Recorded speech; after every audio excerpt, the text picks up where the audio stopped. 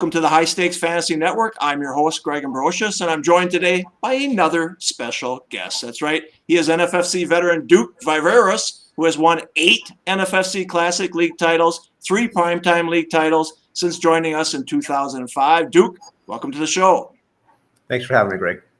All right. So I mentioned a lot of the things you did well. One thing I didn't say in the intro is that you've won an NFFC national championship. You've been close so many times, but that damn overall title has just eluded you in all of our contests. So how about it this year? Are we going to win an overall title? How badly do you want to win one of our overall titles? Yeah, I'm the Buffalo Bills of the NFL. You know, I'm getting so close and can't win it. And I know I've said this is the year, but I really feel this is going to be the year. I'm going to prepare so hard for this, so much work, and of course you have to be lucky at the end too, and run well with your teams. But I just think positive, and I just got nothing but good vibes about it for this year.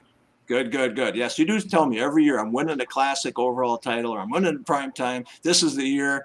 I hope this one is the year. So we'll play it out, right? We'll play the game. So, all right, you've played in the NFBC and the NFFC since 2005. We're going to talk about your history in a little bit. But you've really played an awful lot the last 5 years. And like I said, you've come close to winning national titles a lot recently. I've written them down right here. 7th in the RotoWire Online Championship in 2019. 4th in the NFFC Classic last year. 12th in the NFFC Primetime in 2020. I'm seeing at least 4 top 20 overall finishes in the Primetime, 4 top 12 finishes in the NFFC Classic, a handful of top 20 finishes in the RotoWire Online Championship. I mean, how frustrating or how satisfying has it been to be so close to all these national championships?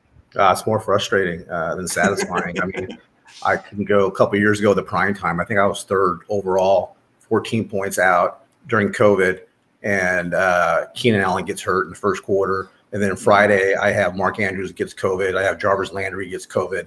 And then my team is pretty much shot, and then my hopes just dashed before they even kicked off the games on Sunday.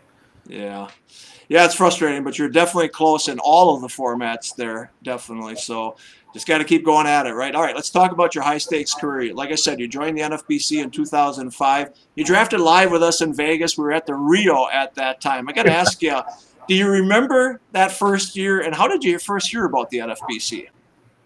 I've been in local leagues, baseball and football. We're a bunch of cops, and we all get together. So it's the cop leagues. Play for a trophy, win like $500, $800 for the year. Yeah. And we're at a coffee shop, a Panera, way back in the day, and Juan Sanfilippo shows me a magazine. And I think it was Krause magazine or something. You guys had a plug in there for. You guys are starting out. And he goes, hey, check this out. And I go, hey, that looks pretty kind of cool, And that's how it all started with NFBC, NFFC. Yeah. And just went from there. Really? So we were the first high stakes. You didn't play WCOFF before that then? Oh, no. I was in a WCOFF and done very, very well. I was won a couple leagues, going good. And then you guys came on a couple years later. And I've only missed you guys your inaugural year, your first year. I've never missed it. And that really pisses me off because I wanted to be with you guys for the first year, because especially now that I know you and Tom, you and Derek a couple years ago. I mean, you guys are the best of the best out of the 3. I mean, there's no comparison. There truly is not, and I regret that 1 year that I didn't get when you guys first got in, but I'll never go away again. I mean, we appreciate it. That first year for baseball, we could have used you. We only had 195 people. We lost our ass that first year, but then the next year. I remember that, Greg, and I think you guys went to, I want to say Tropicana or somewhere too, and it was still small venues, not a whole lot of people, and you guys had a retired MLB player. I don't remember the name anymore. That was speaking to us afterwards, on a little side room, but I do remember all that. Yes, when we started. Yes, we brought in players. I can't even remember who we had that first year in Las Vegas. But it was great. Everybody loved it. They were there. I actually had Eric Karabell there because I had the trade conference, and so Karabell got up there and talked. Tristan Cockcroft got up and talked as well. So it was a lot of fun to start out. But, yeah, we were just begging for people to come in. All we had was the main event. We didn't have any satellites. We didn't have any online or anything. We had an auction on Friday, and then we had just the main event, and that was it. But you got to start somewhere, and that's what we did. So, like you said, you were working at I believe it was Riverside Sheriff's Department back then, right? talk about your career. You're in law enforcement a long time. You retired about 5 years ago. It sounds like you did play fantasy football and fantasy baseball with some of those guys. Talk about your career starting out. Yeah, I started out, I put myself through the academy in 1986, and I got picked up by Riverside Sheriff's Department, and I worked 2 years in the jail. When I got out of the jail, I came out to patrol, did patrol for a couple of years, became it's called a field training officer, and I got to train other deputies.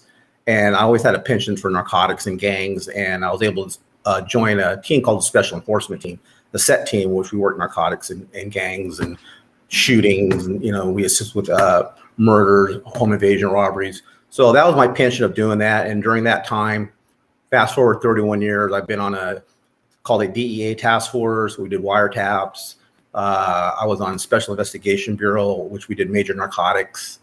I was on another task force called West County Narcotic Task Force, which is the Riverside County. And we travel all over the place, making mid-level arrests for transportation of narcotics. I worked sex crimes against children for 5 years, and that was a really, really rough assignment. Yeah.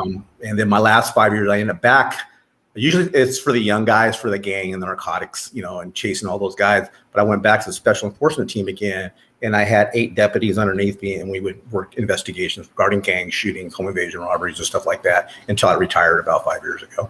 And during that time too, and that's where I met Steve Shumway, a great friend of mine, and we've been partners in quite a few leagues together. He worked for Riverside Police Department, which was the next city right over, and he was a homicide detective, fantastic homicide detective. And so we would cross back and forth. Next thing you know, hey, let's start up a fantasy league, and we started doing baseball and football and stuff like that. So, I've known Steve now for about 25 years now, and now we're like, yin and yang, talking to each other all the time, and that's how we got together. Oh, that's awesome. So yeah, like you said, you retired 5 years ago. You just spent the last month, I believe, in Las Vegas playing poker. You're playing poker a lot. Retirement is being good to you, isn't it? Sounds like. Yeah, that was one thing. I mean, I always been a really good poker player, but you really can't say that unless you played against, the best people in the world. So when I retired, I'll be back up a little bit. In 2006, when poker was just going crazy, Chris Moneymaker, World Series of Poker, and all that stuff. I never played a poker tournament in my life, Greg, and I entered the World Series of Poker 7-card stud World Championship. It was $5,000 entry fee. I didn't know anything. I'm talking about a chicken, walking into a bunch of wolves in there. And I played fantastic. I was even leading the tournament after a day and a half. You got their name up there in the Rio. I'll talk about fantasy. That was a fantasy. And I was actually able to hang on and get cash. I got the last cash for like $8,000. It wasn't about the money. It was just seeing everybody you see on TV and you're playing against these people. It was just the biggest rush that I ever had. And so that's how I got into, poker. They gave me hey, I think I can play with these guys type thing. And when I retired 5 years ago, I said, you know what? I'm going to go out to Vegas. I want to play against these players, see how well I can do. And I've done, fortunately, knock on wood, very, very well. And I've won quite a few tournaments and won a good amount of money where this is something that I really love it. I love the chess match of 13 hours a day of just grinding. You remember a hand from that guy from 12 hours ago, that guy from 10 hours ago, how they moved, how they played the hands. It's just a chess match. And I just love everything about it.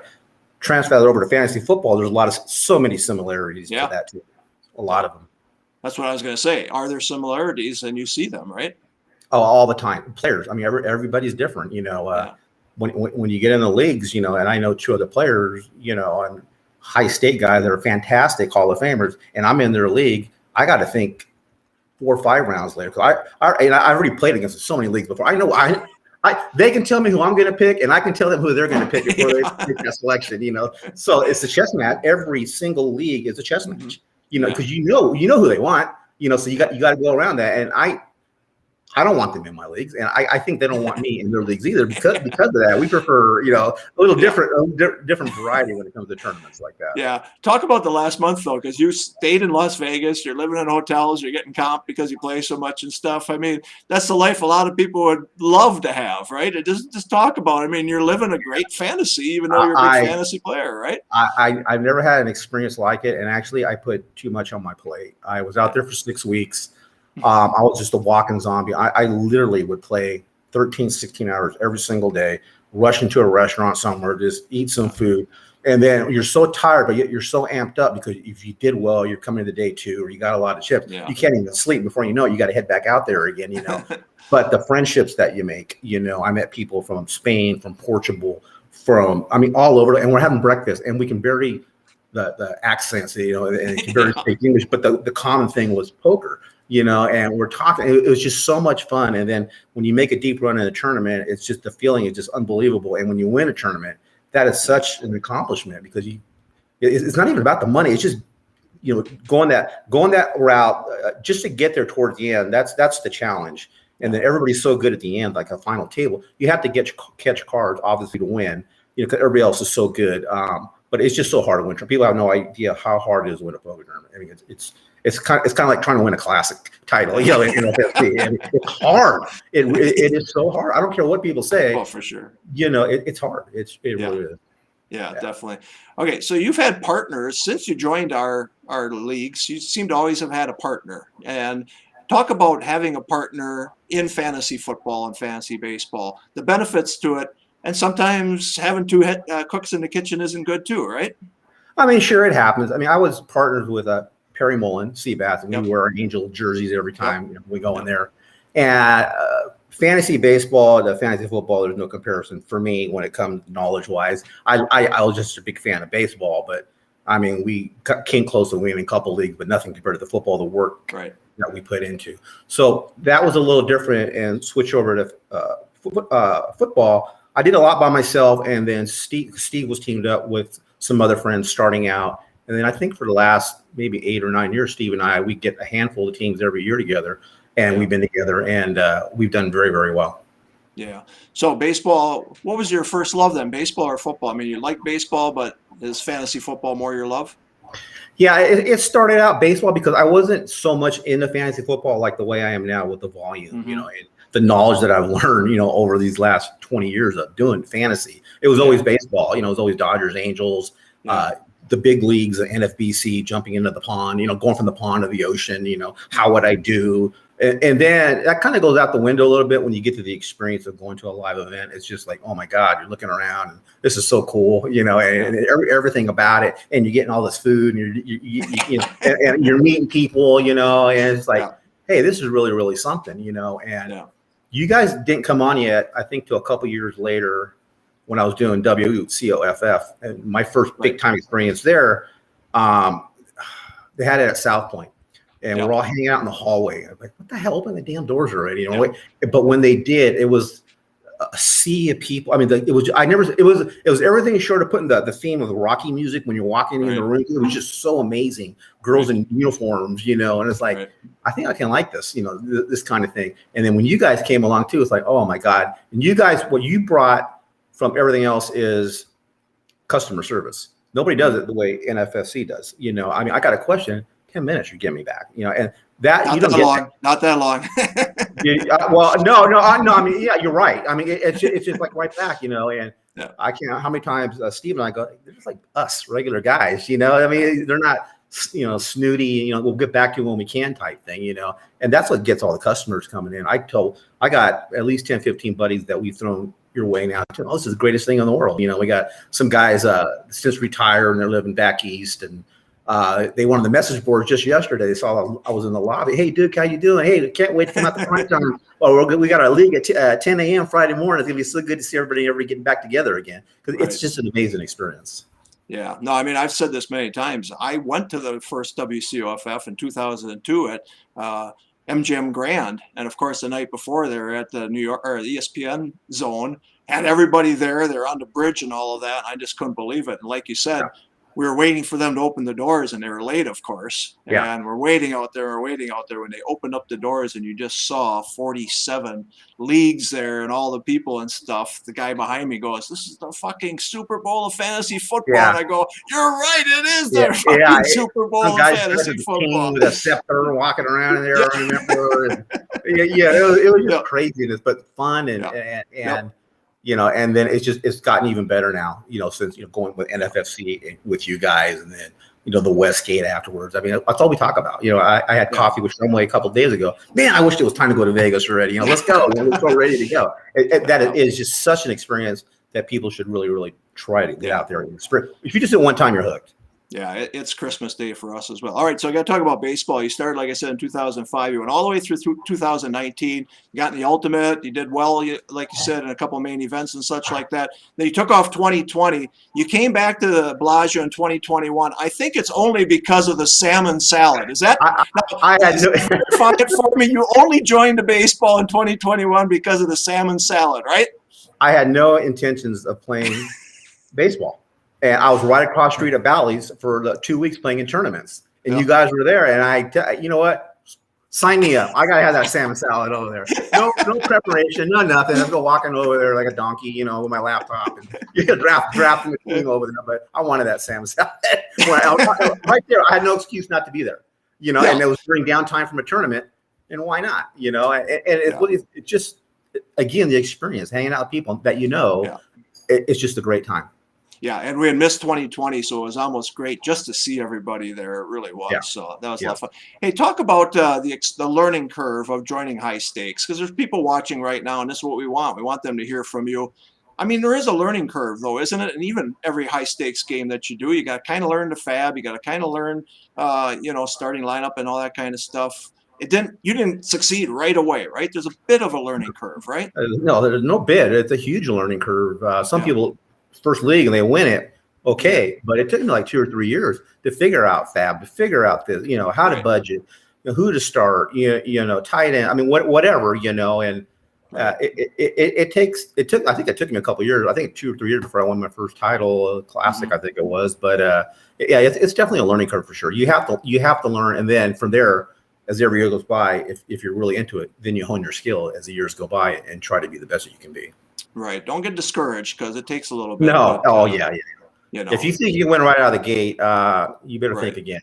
Yeah. Right. Definitely. All right. Let's talk about the NFFC Classic, because again, in 2004 and 2005, when you joined, we just had 14 team. I was not trying to compete against WCUFF. They were a monster. So I decided to go 14 teams. I had 15 in baseball. People love the bigger format. So that was our signature event. We started it, like I said, in 2004. You've won 8 Classic League titles. That is tough to do. That's 5th best on the all-time list. You won your first Classic League title in 2008. You won 7 more league titles between 2013 and 2018. Talk about that 14-team format, why it's so tough but yet so fun that you want to win it again. Yeah, as frustrating as it can be, you can't wait to get back into the ring again and battle against these guys, because to me, it's like a badge of honor when you win a Classic, because it's just so hard. Because you have one hole at one. It's just the way it's going to be in a Classic. You know, you just can't feel a complete team. You know, and just to build your team and then work on it through fab all through the year and be successful at the year. I mean, that is such a good feeling. You know, more than winning a gazillion onlines or whatever. You know, when you win a Classic, that to me that kind of sets you apart from other players, because that's not lucky. You have to be luck. I think we like to create our own luck. You know, when it comes to that, when luck does hit you, you know, when you're playing well during a sprint or something like that. But it's very difficult to win for sure. Yeah, and like you said, everybody leaves with a hole. It could be the tight end, it could be the second running back, it could be the flex position. I mean, it's tough to fill up that 10 or 20 man roster and not have a hole when you leave the draft table, right? Oh, absolutely. It's just so difficult. If you go running back, I mean, hold your breath, you know, for the, you know, try to get some, you know, receivers coming in. Right? It's a chess match for sure. Yeah. Yeah, definitely. Okay. So the Classic, we can't really have an overall prize right now. This is the first year. We've had 18 overall champions, 18 different ones in 18 years. That's how hard it is. But the churn rate in that 14-teamer, and I apologize to everybody, but the grand prize was just getting smaller. Once we got under 200 teams, I could see where we were headed. So this year it's a $2,000 entry fee, $15,000 league prize. We'll try to get 6-7 leagues, and we'll still run the overall. We're going to crown a 19th overall champion. He's just not going to win 100,000. So you can still win that overall, buddy. All right. So just so you know, so I apologize, like I say, but there is just a churn rate there. Let's talk a little bit about the primetime leagues. And again, you've won 3 primetime league titles. Won 2 of them in 2020. You've had 4 top 20 overall finishes in the last 8 years. Talk about the 12-teamer. That's what most people know. All of the formats right now in high stakes are 12-teamers. You love that format as well, though, right? Oh, it's fantastic. Everything you do, your scoring system that you do, the 6 points for the quarterback. You reward the best teams that come in first and second place. which I really, really like, to other contests. I think that's really, really good. And again, that's where I started meeting people. I mean, going back in time, I met Eddie Gillis, Sean Child, back in the day. Eddie Gillis could not have been the nicest person in the world to me, and asking him for advice. I think he's one of the top players around. Wilson Moy, when he won a couple of years back, and I know him very well, and he's a really good guy. Last year at the Primetime, every single table that I was at, on my right or my left, I met the defending champion, the Hillensheims, the father and son. Hillenschein on there, and you cannot meet the nicest people in the world. Those two folks right there. And so, by come Saturday, and we knew everybody's pick on Thursday, Friday, Saturday. Who's gonna, we're going. We're like, we look at each other like, really, because we won. But prime time is just so much fun, and you're getting so many more people coming in. It's just such a great experience, and I just can't wait to go. Steve and I are like in 6 prime times coming up with you guys, in the next month and a half, and let's go. We're ready. Yep, let's go. Let's do it. All right, let's talk about the RotoWire Online Championship. It's the same format as the prime time. It's a $350 entry fee. This year we have a $250,000 grand prize. You're diving into them a lot. The last 5 years, you've really gotten into the online championship. You won 13 online championship league titles last year. You won 13 online championship league titles the year before. I haven't calculated all of your wins so far, Duke, but it's more than 50-plus league titles that you've had. So you're right up there with the best. Again, $350 entry fee, $250,000 grand prize. Why do you like this format so much? I remember an interview Chad Schroeder said. It wasn't with you. I don't remember where it was. It was like 10 years ago. And he mentioned about getting teams in the sprint. If you only get 1 or 2 teams in there, they got to go off. But if you have multiple bullets in there, your chances just go up so high. And so last year to me wasn't a good year. I did well, and I did good last year, but it wasn't what I want. I want to do a little bit better. And I had 27 teams in the sprint last year. But it was a year before I did really, really good. So to me, it's like an investment with onlines, there, and you want to get as many teams as you can into the sprint. And that's my goal again this year. Nelson, I think Nelson Souza last year, I think he had 55 or 57 teams. I don't think we're ever going to see that again. He had almost like a 50% ratio of getting to the sprint. I mean, that is phenomenal, what Nelson Souza did. I got 27, and I was like, so far back, what he accomplished, But then you still have to get hot in the sprint. I think, like Billy, he had the combination of the Bengals, Burrow and Chase. Yeah, and the year before that, it was Diggs and Allen,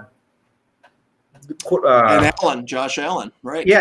Well, yeah. And Allen, they had to hook up there on that Monday night game, right? We're going to win it for you, but the last 2 years, it's been magic. Right. I was going to ask you about that. The stacks have worked out. I mean, Burrow and Chase, again, that was like 11th round and 5th round guy, right? The Josh Allen and Diggs, you had to stack them a little earlier and such. Do you stack quarterback and a wide receiver? Is that something that you try to do or not? I don't, but I've done quite a few leagues this year where it happened to work out that way. Right. I get Dak in the 10th, and CeeDee Lamb, I would be one of my targets in the 1st or 2nd round. And then there goes Zeke, for whatever reason, he's fallen in the 5th round, and boom, and then throwing Dalton Schultz in there, I'm not even trying, and I got that. But then I see other guys purposely going out for the stack in the 1st and 3rd round. I would not do that. That I'm not going to do, that high. It's just too much a price to pay for the players that are going there, especially the quarterbacks that are right now that I'm seeing that are going between the 7th and 10th round. I'm not going to make that kind of move. Right. And like I said, I don't think people were really stacking Chase and Burrow. Burrow could have been a QB2 for some teams last year, but boy, in weeks 15 to 17, that's what paid off for sure. Hey, let's talk about a couple of strategies, and I want to talk to one. Derek told me I got to ask you about this one. So the no RB strategy is out there, right? I mean, people are talking about that's the way you win the overall and all that kind of stuff. The no RB strategy, is that something you've tried before? And do you think you can win an overall with no RB strategy? I think it's a horrible idea, and at the very same time, I did 4 wide receivers in a row. I think on my last night's draft or the one before. But I came back with Zeke and Singletary, so it wasn't like an exactly, bear there. But modified, right? Yeah, you got to have one lead dog your 1st or 2nd round, and then I'll just pound away on the wide receivers. And I've also been traditional, like Tom likes to say, or running back, your first 2 rounds, which I've been very, very successful too. But then I've won with 3 running backs in a row, and then hitting them on wide receivers. You can win any ways you can. Just have a plan going in, know how to adjust. Yeah. Every draft's different, and if you think you're going to get A, B, or C players in rounds 2, 3, 4, 5, you better think again, because you're going to be going to F, G, X, all the way down to Z, sometime. And that's where you got to make adjustments where now you got to take, maybe this person here, because you're not going to get him 3 rounds later, and that's the great thing about every draft is different, and you just love everything. It's a little hour and 20-minute chess match, and then, okay, let's see how this thing looks at the end. Yeah, definitely. One thing I'm seeing is, and we've talked about it, called modified running back strategy, where, like you said, if you got Jonathan Taylor first or a stud running back in the first round, boy, you really can bang 3 or 4 wide receivers in a row, right? And maybe that running back too doesn't seem as important because these wide receivers are getting you 18, 16, 17, maybe RB2 only gets you 14 or 15 a game. So do you see that a lot, where that modified with the one stud running back and then you really bang other positions? Especially these last 2 years, you see that more than norm now. You really do see that. You can get the best running back in football and get 4 number 1 wide receivers in a row. You're off to a fantastic start. And then hit on a running back later. Singletary, like Rodney Dangerfield, going 7th, 8th round. Why? Get a guy like that. Clyde Edwards-Helaire, Philadelphia running back. Going to those rounds there. And then. Reach a couple rounds later, other running backs there, and you can get a really dangerous team out there.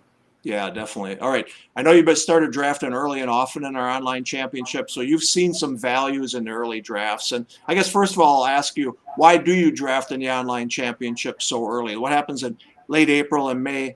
Are there the values there that later on you're going, boy, was I glad I drafted them? Major pros and cons. Last year, I got kicked right between the legs because I was all over Cam Akers. So I had Cam Akers on like 13 teams. And so I did every draft starting for the second round, and they're pretty much dead teams, But on the other side of the coin, Russell Gage in the 11th round, Allen Robinson in the 6th round, players, no way in the world they should be going there.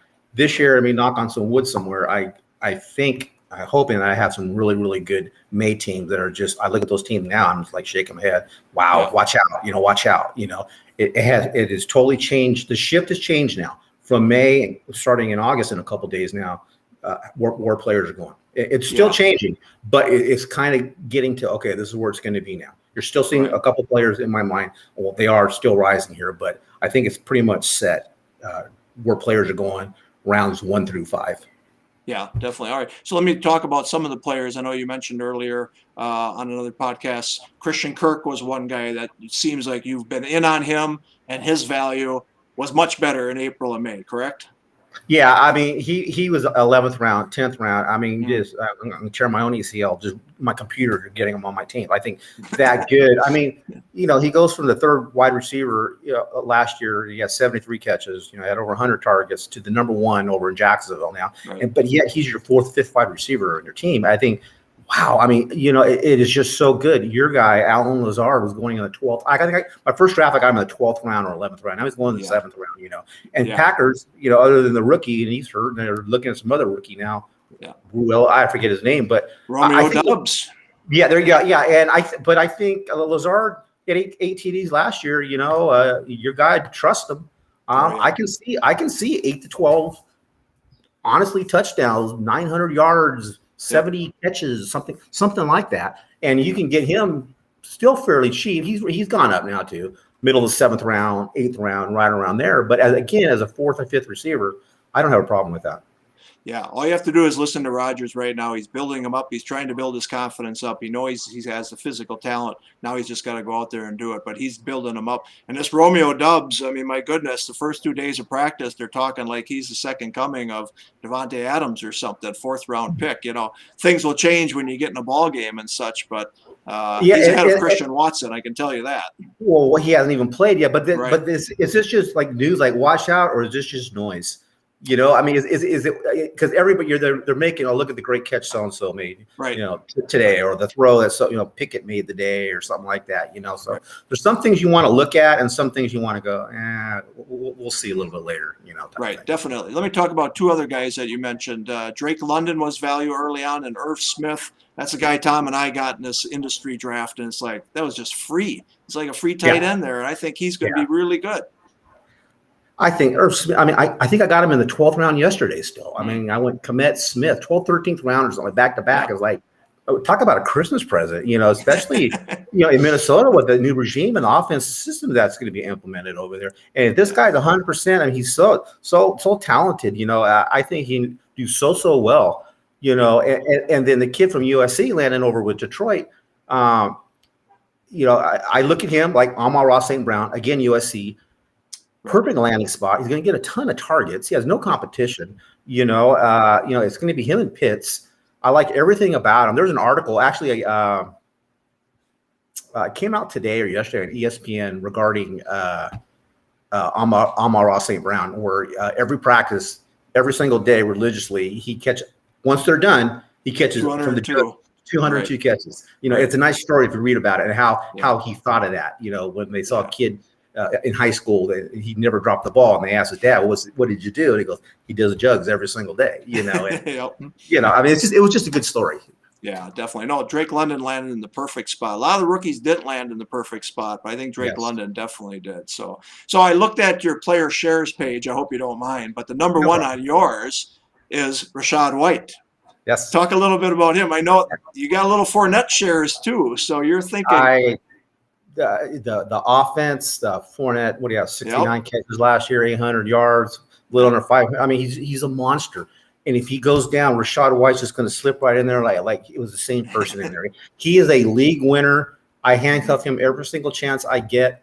I just think that it's almost impossible to fail short of an injury with those running backs. They're just going to be so awesome, so fantastic on there. I'm really, really high on those two, among others, if you're seeing my player shares that you have there. Yes, you are. Those are two that you're high on. So there is another one I want to talk about, and I want to talk about your strategy on quarterbacks, because you like to wait on quarterbacks, it looks like. And so I'm looking at your player shares. I see Cousins there, Derek Carr, Trevor Lawrence. So you're not a guy that takes a quarterback early. Has that always been your thoughts? And then talk about Cousins at this point.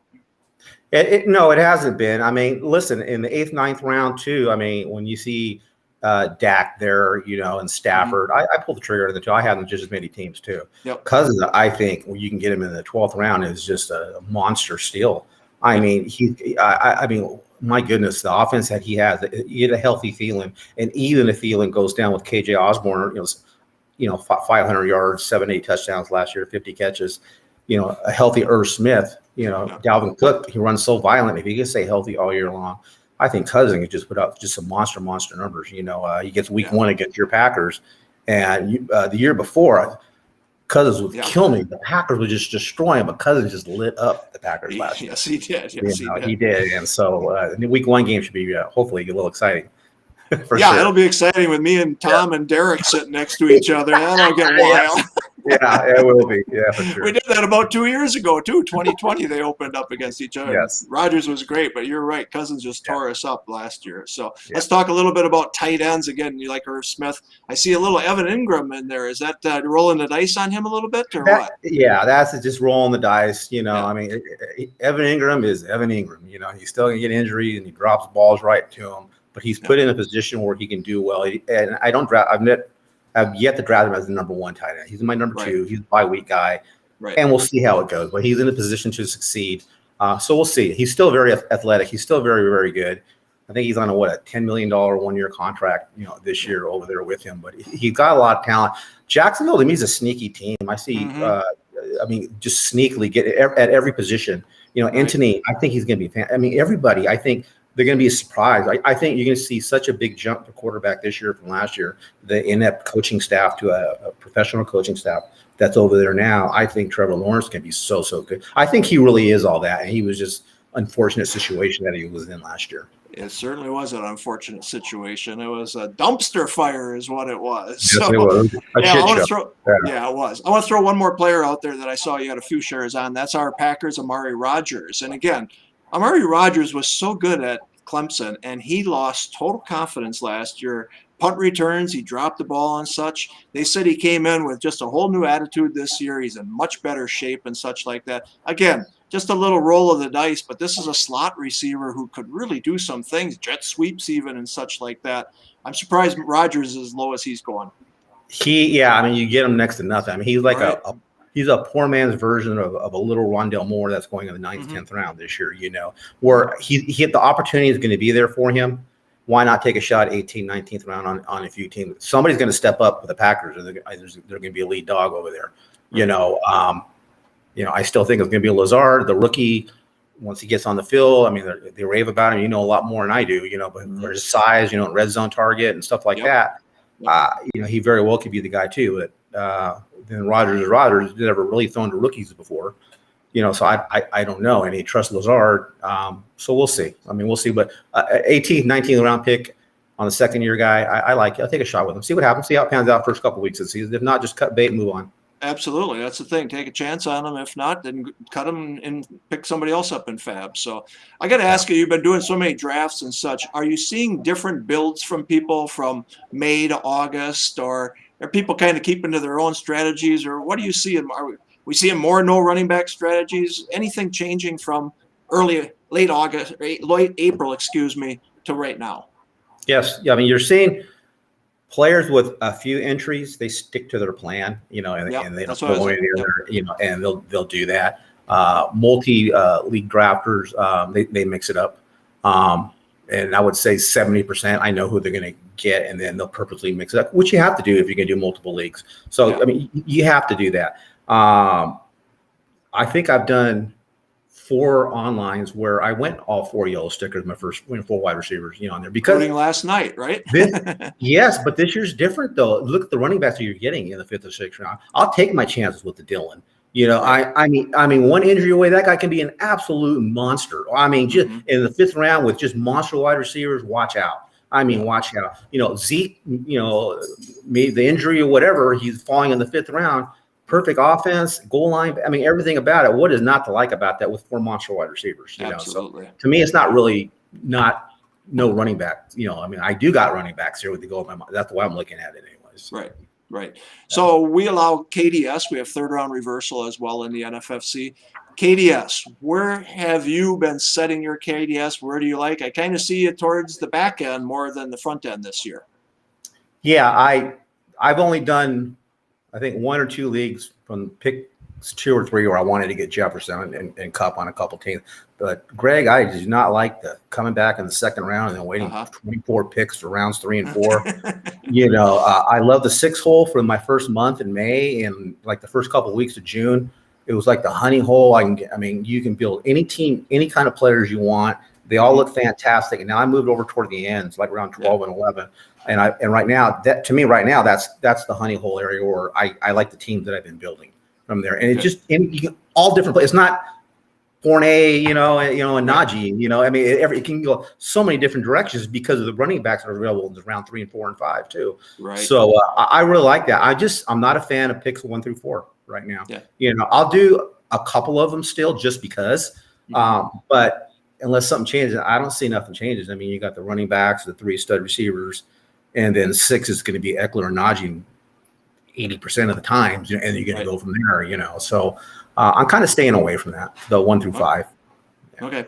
Talk a little bit as a veteran of our system, 3rd round reversal. And the reason we do it, we reverse 3rd round to start 12, because the last thing team 1 needs is the first pick in round 3. He's already got a big edge in round 1. So do you think it's fair, and do you think it's the right thing for high stakes? Yeah, it's not even close to being. It's exactly what all high stakes should be doing. I did a draft online with you guys Saturday or Sunday, and I mentioned it in the message board. 8 teams out of my 12 got their number 1 KDS. 2 teams got their number 2 KDS, and the other 2 teams were the number 4 KDS. I mean, I mean, you look at one pitcher and everybody's got different eyes and thoughts of what they want to do, and that's a great thing about KDS. Well, like, oh shit, I got pick 12 again, and not a 3-round reversal. And like you're behind the 8 ball. Like that sucks. You know, and you already got a bad taste in your mouth for the draft even started. Here, you choose what path you want to go. You know, you're not 100% going to get what you want, but 70% of the time, you're going to get pretty darn close to that spot that you want to draft in. That's a great thing about KDS. Yeah, and that's the thing. When we talk about the champions at the end of the year, we do look at their KDS and it's like, oh, he got his first or second KDS in that league. And you know what? He was planning that draft. He was planning from that spot, you know, and that's what we can do. You know, you can certainly do random and you can do serpentine, but we've seen through the years the number of champions from each spot are pretty similar, you know, because of 3rd-round reversal. And also with KDS now, what I'm doing is, you know, when I'm signing up for an online and I have 2, 3, 4 other monster, really high stake players that are really, really good.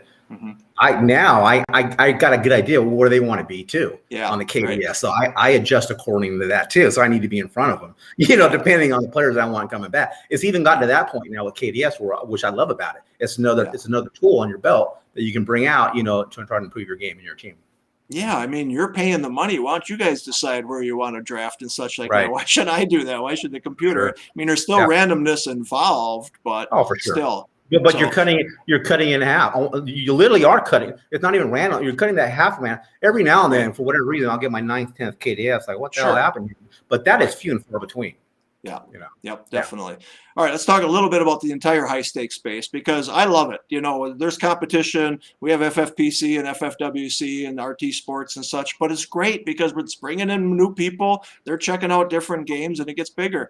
The entire pie gets bigger. And that's what I've always said. Let's just get the pie bigger. You know, we all get bigger slices and such. So, but every contest has different rules, which is kind of cool, right? We got the 6 points per passing touchdown. We got 3RR, KDS. Other people have an 11th spot. Other people have 1.5 for tight end scoring.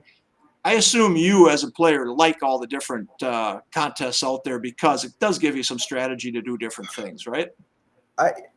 To a certain extent, but I wouldn't say like. I mean, there's another one. I went 13-0 and I was high points. I didn't win one. I didn't win one penny because my team crapped the bed when I played the number 4 seed and I lost. I made it the championship round, but I didn't win one penny. I mean, that's not right. That's not right. That's absolutely wrong. You know, and I got nothing. You know, out of that. You know, so that I don't like that. But they offer other carrots that get you over there that you want to do it. But with you guys, you reward the best teams. You know, and then teams that didn't come in first or second, you even throw in some wild card teams that can get in there too. You know, and that's what makes your contest even more special, you know, in my opinion. I appreciate it. And it's the truth. You know what? When we started out in 2004 for football, we rewarded head-to-head record. That got the most money.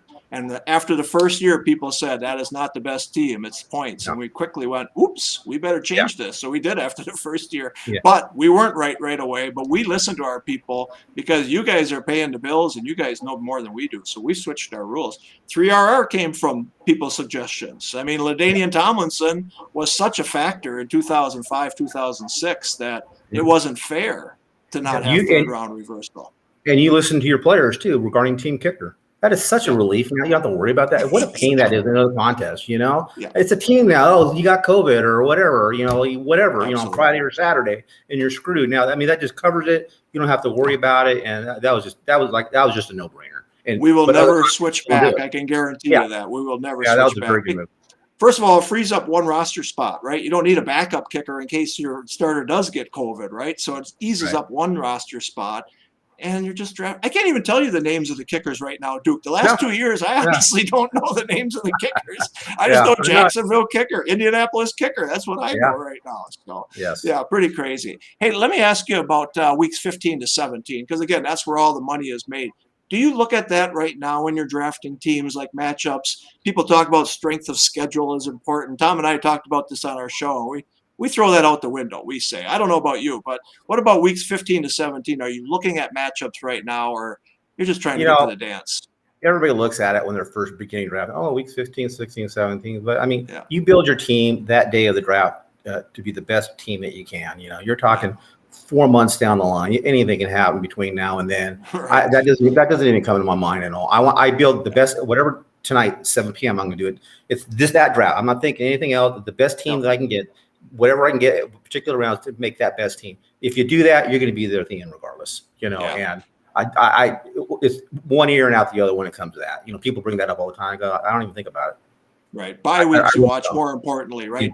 Bye weeks. You know, I mean, I might, yeah, oh yeah, but then, yeah, I mean, now you're talking, what is it, week 14, last to get free agents, or 15, whatever it is, right. And you're thinking anything to squeeze an extra point to get a particular defense for that week, or something, right. Just to squeeze any kind of point that you can.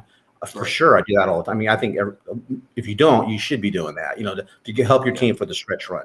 You want to have the best team that you can get in that stretch run, you know. Absolutely. And I try to do anything I can in Fab 3 weeks before, if I can. If I got somebody on the team that's really, you know, kind of player, I mean, I'm going to get that particular defense because I know in round 16, you know, it's going to be against a very bad team, you know, and you know, Miami against New England, and I got them for 1 week, and they had like 23 points. The defense, you know, I mean, it was just fantastic. You know, I mean, the stuff just like that can put you over the top. Absolutely. You got to do that with that last Fab period for sure. All right. So, Duke, you'll always be in our good graces. You know that because you introduced us to the Westgate in Las Vegas on Sunday, that first one. So I have to tell you a story. For years, I was looking for a place to watch drafts, you know, after all the live events. And I went to ESPN Zone.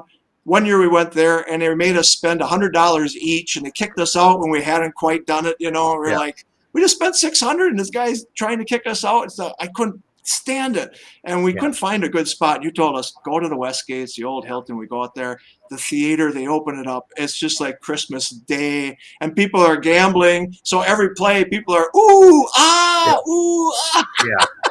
And it's, you know, so 2,000 people. It's the best. We recommend. So Duke told us we go there all the time now. A lot of NFFC guys come and join us, but it is the best. Please tell people about the Westgate on the first Sunday of the season. Yeah. I think that we're up to, maybe, if I can count just from the head count walking the door, 30, 40, 50 NFFC guys just waiting in line, you know, to go in there and watch now. It's just nothing better. It's called the old Barry Manilow Theater, when Barry Manilow used to do the shows in there, you know. So the place is gigantic, and you can pretty much sit anywhere you want and still get a great view there, you know. And then, you know, $4 or $5 beer. I mean, it's nothing. You know, a couple bucks for a hot dog. You know, breakfast burritos. Breakfast burrito. You know, you're just having a great time. You know, it's just, you know, you get there about 9 o'clock in the morning. You know, hang out, just BS. You know, and then the next thing you're in there, and the game's going on, and you know, here we go. Yeah, the big screens. They've got beautiful TVs right now. Just everything. There was a glitch with the COVID crap 2 years ago. If you remember, we couldn't get in there. Right. And I think you guys moved over to the sports book. You guys were up a level in the back somewhere, I think. Right. And I was in a side room, you know, watching it. So that was a little disappointing, but we're back to normal again over there. We're back to normal. It was so great last year. Folks, it is so much fun, especially after doing multiple live drafts, you know, with you guys, Bellagio, MGM Park, you know. You know, we love it as players. Now, all right, I'll see if our hard work pays off. You like all your hard work sort of with, you know, how fun is it to drink your Coronas or whatever you're going to do, just have a great time, yell and scream, and, you know, act like a fool and have a great time. Yep, and watch live scoring on your app and everything. It's so good. It's Christmas Day for all of us. Well, Duke, it's been a great pleasure talking with you. I appreciate it. I will see you at the Bellagio the first weekend and Park MGM the second weekend. I wish you best of luck in all of your leagues right now. And just thanks for being a good friend, and appreciate the 17 years, 18 years you've been with us. All right? Thanks a lot. Totally appreciate it. Thank you. All right, sounds good. I've got another one coming up a week from Monday. Chris Vaccaro, NFFC Hall of Famer, is going to join me for a little one-on-one conversation as well. So join me, Chris Vaccaro, on Monday, August 8th, I believe that is. All right. Thanks, Duke. Appreciate it. Good luck in all your drafts. Good luck in the RotoWire Online Championship tonight. And we'll see everybody later on. Okay? Bye-bye.